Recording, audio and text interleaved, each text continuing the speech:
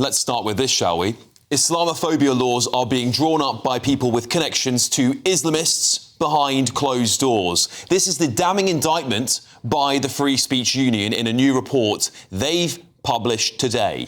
Tonight, I'm going to walk you through some of the Islamophobia working group members and detail the FSU's claims that they are connected to Islamists and some other concerns that may raise your eyebrows as to how this Islamophobia definition may attack free speech in Britain. Let's start with their chair. This is Dominic Grieve, Casey, former Tory Attorney General. He once warned multiculturalism's political correctness threatened free speech and said some Muslim views were incompatible with pluralist democracy. However, the FSU report states that his views seemingly changed after he consulted with the Muslim Council for Britain and Muslim Engagement and Development Group MEND, including MEND's Wales regional manager Sahar Al-Faifi. Al-Faifi is alleged to have shared a post on social media that linked pro-Zionists to the 2017 London Bridge terror attack. Al-Faifi was suspended as a member of Plaid Cymru in 2019, but reinstated in 2020. She later deleted the posts and admitted that some of her posts had crossed the boundary of criticism of Israel into anti-Semitism.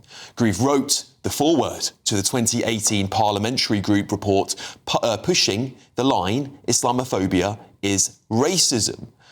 Grieve chaired a 2017 Citizens Commission advised by the Muslim Council for Britain's Mohammed Abdul Bari and MEND's other figures. Now he's leading this working group. All right, that's the first one. Let's go to the next one. Akila Ahmed, MBE, pictured here on the right, the CEO of the British Muslim Trust, an organisation already handed millions in government grants despite only being operational in autumn 2025. Well, this Free Speech Union report alleges that these grants took place after critics smeared another anti-Muslim hate group called Tel Mama. Ahmed now co-chairs the British Muslim Network with Kari Asim, pictured on the left. Now, Kari Asim was sacked by the last government after backing calls for a film about Prophet Muhammad's daughter to be banned. Now, Mr. Asim said he did not attend or organise any of the protests that the government's contention he had acted to undermine democratic values was inaccurate. Another member of the working group, Baroness Shaista Ghouri, she is a member of the Muslim Women's Network. She allegedly appeared to tweet support for Hamas in 2014. She wrote a report branding talk of Muslim grooming gangs over-representation as Islamophobic. She also wrongly accused Manchester police of racism and Islamophobia over the now airport Manchester attack. It later emerged the peer had named the wrong police force involved in the incident, and the officers involved from West Midlands Police were later cleared of any wrongdoing, of course. Baroness Shaista was also accused by the Times of hosting an extremist in Parliament during an event. Halim Kelallah, the man in question, in June 2025, held a watch party at his restaurant celebrating Iranian ballistic missile attacks on Israel. The Baroness denies inviting the man directly and was not in charge of the invite list. Another member of this working group is trustee of a think tank called UQI, a group born out of the UK Muslim community, as is stated, by the way, on their website. It allegedly pushes government campaigns against misinformation on Muslims. Now, this member spoke at the Muslim Impact Forum launch, featuring CAGE's Asim Qureshi, who had previously called Jihadi John beautiful. He later stated he regretted the inappropriate comments. Finally, another member of the group ran for Respect Party, George Galloway's outfit, of course, who has been previously accused of having links to extremists. I want to be clear. All the claims in this report I've delivered tonight are allegations made within the Free Speech Union's report, and nobody named has committed any crime or is being accused of any wrongdoing, nor are they deemed to be extremists themselves. However, if any of what I've just said, any of these connections happen to be somehow true, it should raise serious questions about the alleged connections between radical Islam and those writing these definitions. And even more serious is Angela Rayner's judgment, who would have signed off on this group as it was her ministry that set it up in the first place. There's nothing more important than keeping your money and your identity safe online. And with so many VPN options available, choosing the right one can be pretty daunting. But this video's sponsor, ExpressVPN, is making the choice easier for GB News viewers. ExpressVPN is offering up to 75% off, plus 4 extra months free. That's top-level security from just £2.49 a month, and you're covered by their 30-day money-back guarantee. So just click the link in this video's description or scan the QR code now. Remember, when you're online, you are often sharing personal data, so hackers can steal your information, your passwords, your photos, and your bank details in just seconds. But ExpressVPN encrypts your connection, making it virtually impossible for hackers to access your personal information. So why choose ExpressVPN? Well, it couldn't be easier to use. With just one click, you are protected. And ExpressVPN uses military-grade AES 256 encryption, which is the same standard trusted by the US government to guard their classified information. With their new tiered plans, you can protect up to 14 devices at once and manage passwords securely. Live chat support is available 24/7, and it typically connects you in under a minute with a real person. Click the link in this video's description or scan the QR code to get up to 75% off ExpressVPN, plus 4 months extra for free. Start protecting yourself today with ExpressVPN. All right. Joining me now to discuss this report, of course, is External Affairs Officer for the Free Speech Union, Connie Shaw. Connie, thank you very much for joining me. How did this report come to be? Because it's quite a damning indictment on this panel, in my opinion. Again, they haven't done anything wrong, but I don't think this sets us up for a definition of Islamophobia that would lend very well to free speech in Britain. Well, precisely, Alex. Now, this report has been written by our new research director, David Rose, who has a long career in investigative journalism. And of course, we've been campaigning against the Islamophobia definition, which this government is drawing up for a long time at the Free Speech Union. And I think it's very important that the public know the types of people who are on this working group that this Labour government has selected. Of course, when the government first created the plan to come up with this definition, they said, and it subsequently turns out that they lied, that they would create a working group that would reflect a wide range of perspectives. Now, not only do every single one of these 5 members believe in the need for this Islamophobia definition, but as you have just lined out, there are some extremely disturbing links. So how this government at all can claim that this is a fair and balanced working group when there are members of society such as Fayez Magool, who runs Tell Mama. He has been campaigning against anti-Muslim discrimination and hatred for a very long time, but he is very much against this Islamophobia definition. He would have been one of the most obvious candidates for this group in any event, let alone the fact that there was a need for a balanced discussion on this working group. Other people like Pragna Patel, she's a Muslim feminist who previously expressed concerns at the 2018 definition when she said, or was suggested that having this definition would perhaps put Muslim women at risk, making discussions about the sorts of harm that Muslim women might face in their own communities extremely difficult. And now, this, from the beginning of this working group, the public have been in the dark about what is going on. I'll remind viewers that the call for the consultation for the definition was sent out on the day that Yvette Cooper announced the national inquiry into the grooming gangs. So it was done, and obviously that was going to dominate the news story, the news of that day. But can you imagine how eerie that is? That on the day that the consultation was sent out, that was the very day that the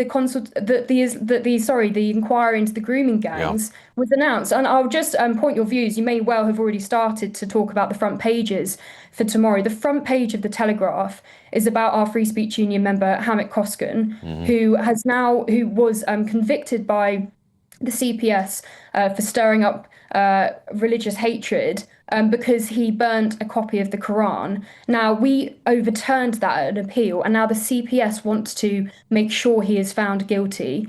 And the US have now said that if he loses his case that's happening this week, that they will accept him as a refugee from the UK.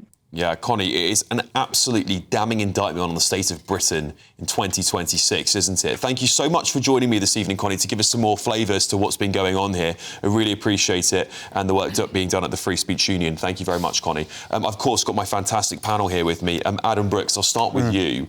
I am deeply, even more so now, concerned about this definition of Islamophobia that's gone back and forth. The Labour government are pussyfooting around with it because they're, one, worried about the general British public's reaction to it, and two, seemingly worried about Muslim people's reaction to it as well, because I'm hearing reports they're going to delay it because they're worried about upsetting the Muslim vote as well. The reality is nobody wants this. Nobody wants this. Why is it still going on, even though Angela Rayner's left office and it was her baby? We've got sectarianism in our politics throughout now, from councils up until number 10. That's unbelievable that it's happened so fast in this country. No one should target anyone for their religion, no one. But you must be freely be able to criticise, mock, if that's your thing, anyone. Now, I speak about the Church of England and the Catholic Church and about the historic sex crimes and things. You know, I do mock the church for that, and I've called out many archbishops and priests and whatever. But I'm never labelled Christianophobic. Why is that? I'm never threatened if ever I do that. Yet, we must be able to speak about grooming gangs that were part of the Muslim community. We must be able to talk about migrant hotels without fear of someone clamping down and saying you can't say that because a few of them were Muslim. Again, this is not targeting any religion, but one religion cannot have any more protection than another. And this definition, I believe, will grant that. And that is very dangerous for free speech, very dangerous for our politics in the UK. Sebastian, I'll come to you. You know, it really does. If anything in this report is accurate, and of course a lot of it is alleged, if any of it is accurate, it would raise serious questions about the judgment of Angela Rayner, who is one of the front runners, if not the front runner, to be your next party leader. You're going to have a similar situation where Angela Rayner might become Prime Minister and has just as poor judgment as the previous Prime Minister. Well, look, I'm not going to take the legal risk of getting into the details of this report, but we have to be really clear on the facts here. We're talking, I've heard the words Islamophobia laws used tonight, and let's be really clear, this is not Islamophobia, this is anti-Muslim hatred, and these are not laws, these are purely advisory. So nobody is going to be facing the weight of the law for saying things that are Islamophobic unless they violate existing laws that we have against hate speech. So if you're worried about your free speech being curtailed, you can sleep easy tonight. It's going to be fine. But what we are doing... We have these laws in place already, Sebastian. Well, we don't need more laws. In fact, I don't want any religion to have any kind of special laws for them. I don't think they should exist at all. Well, that's exactly what I'm saying. We're not. This is not a law. This is advisory. And what it means is that people who are Muslim, who are, for example, working in companies, have greater certainty over what can and can't be said about them. And in a country that is predominantly Christian, and to your point, Adam, I think when you criticise Christianity, you are punching up. When you criticise minority religions, you are punching down. And we owe it to ourselves to be protecting Muslims, Jews, Hindus, people from minority religions by giving these clear definitions of what it means to be rude towards them. Is there such a thing as is it a minority religion? Of course it is. Is it only a minority religion in this, within the bounds of the United Kingdom? Yeah. But that's not, I don't think it's a punching up or down. Criticising any religion, some people would find it adverse regardless of whatever religion you're criticising. I think that some people would say it. Some people would say it's actually fair game. They should all be criticised and mocked. We have a long history of mocking religions in this country, and that, I think that should be fair game. We live in a society of free speech. Yeah. The problem is, Sebastian, is that time and time again, people feel this government is cracking down on that free speech for absolutely zero reason. There are hate speech laws. There are hate laws in this country. If you do something to deeply, deeply offend somebody, as we've seen with Hamid Kuskan,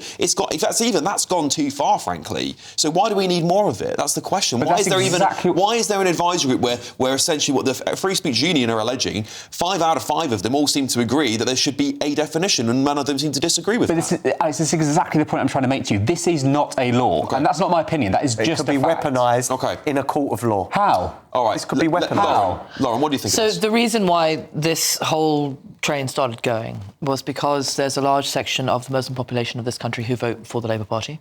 Under the last government, the government accepted the International Holocaust Remembrance Association's definition of anti-Semitism, which puts on paper very clearly that criticism of Israel cannot be used as a criticism of Jewish people as individuals, and then that the merging, more of an ethnic group. The merging of those two thought streams was anti-Semitism in a way that upset people who protested in this country about Palestine and about Gaza in ways that I feel were anti-Semitic, and that I think the law would probably support me on.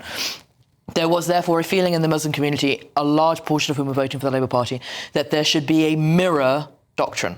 And now the problem is what we adopted as what the government adopted in the previous round was a definition laid down by an organisation called the International Holocaust Remembrance Association, a definition that had been worked out with an enormous group of international stakeholders over years and years and years to try and work out how we could divorce Judaism from the concept of criticising the state of Israel.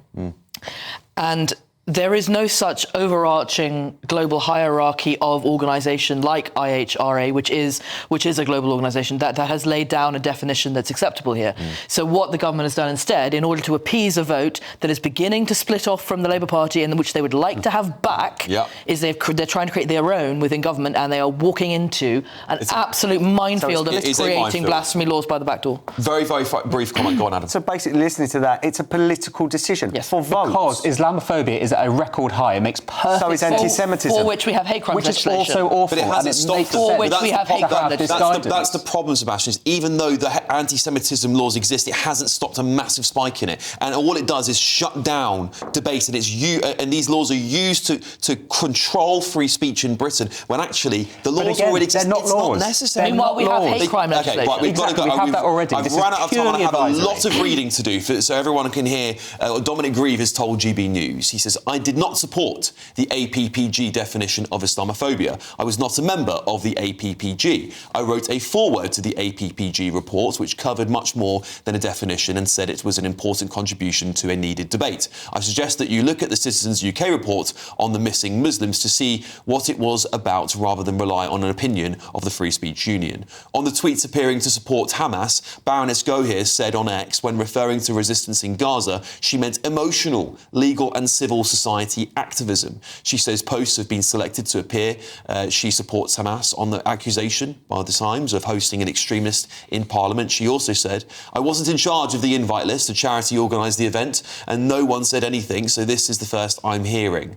And on the Manchester airport comments, she previously told The Telegraph, I have never defended the criminal actions of Mohammed Fahir Hamas, and I welcomed his conviction. We also went to Akila Ahmed for comment, but did not receive a response.